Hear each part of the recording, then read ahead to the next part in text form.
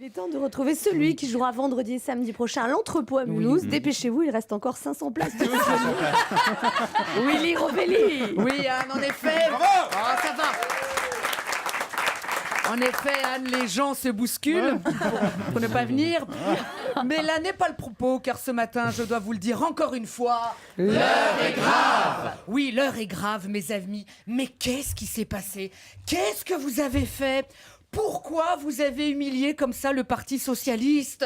Jean-Marc Ayrault, depuis dimanche, il se prend pour Hervé Villard, il n'arrête pas de se rassasser. Mais pourquoi? Oui, pourquoi? Il ne comprend pas. Pourtant, le soir du premier tour, Jean-Marc avait su remotiver les électeurs quand il nous avait dit...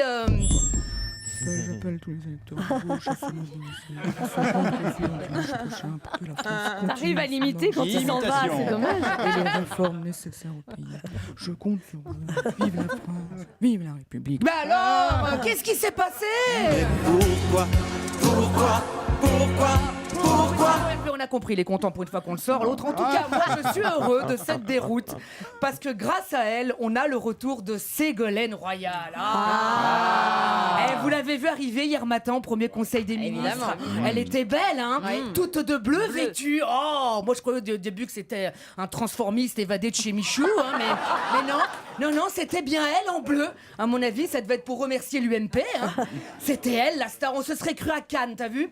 Tous les journalistes présents lui posaient des questions uniquement sur son programme, hein, comme BFM TV. Votre entrée au gouvernement, c'est parce que vous êtes l'ex du président? Ou comme iTélé, ça fait quoi de travailler avec son ex-mari? Ou comme Chasse et Pêche Magazine, vous pensez que votre ex vous remettra une cartouche? Ah oui, vraiment. Que des questions pertinentes, hein, vraiment. Hein. Moi, je l'adore, hein. Je suis trop content qu'elle revienne. Vous avez vu comme elle était heureuse? Hein, c'est vrai, elle était heureuse. Hein.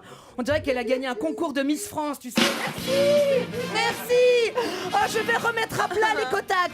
Oui, une vraie Miss, à peine arrivée, elle dit déjà des conneries. C'est bien, Ségolène, full boxon, venge-toi, emmerde-les.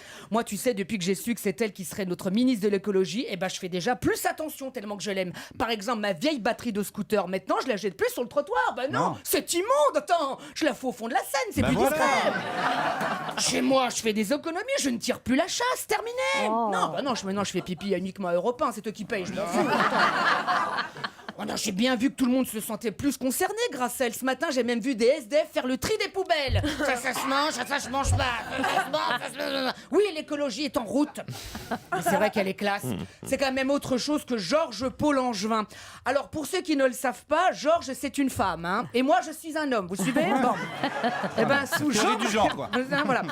Sous Jean-Marc Ayrault, Georges, elle était ministre chargée de la réussite.